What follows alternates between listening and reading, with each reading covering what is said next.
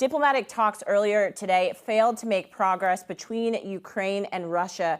How does any substantial diplomatic solution get achieved at this point? Is it still possible, in your opinion?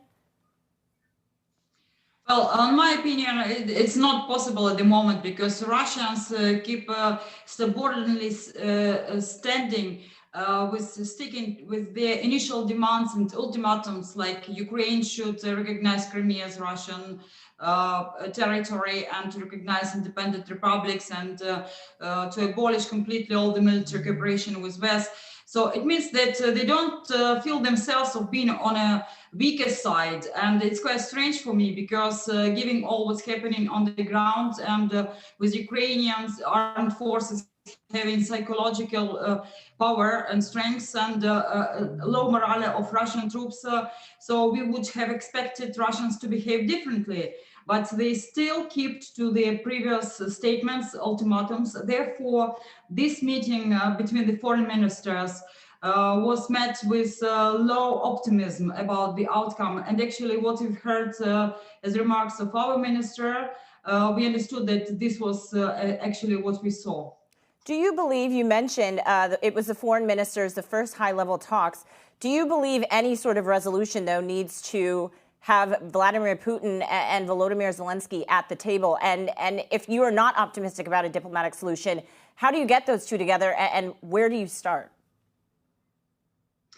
Well, definitely we need to have all the negotiation channels open and combined, this could be a sort of efficient mechanism to change the situation.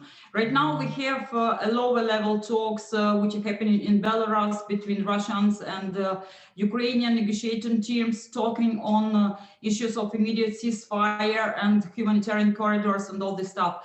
The question is that these negotiators are not decision makers, and even the level of the foreign ministers is not enough to have some changes in the situation. So basically, or ideally, we would like to have three-level meetings, and the top one, the summit meeting of Russian and Ukrainian presidents. But actually, our president constantly offers this meeting for Mr. Putin, and he still denies this option. So my guess is that we need to get on board quite influential mediators, those that Russians, the president of Russia, Vladimir Putin, would particularly be at least listening to.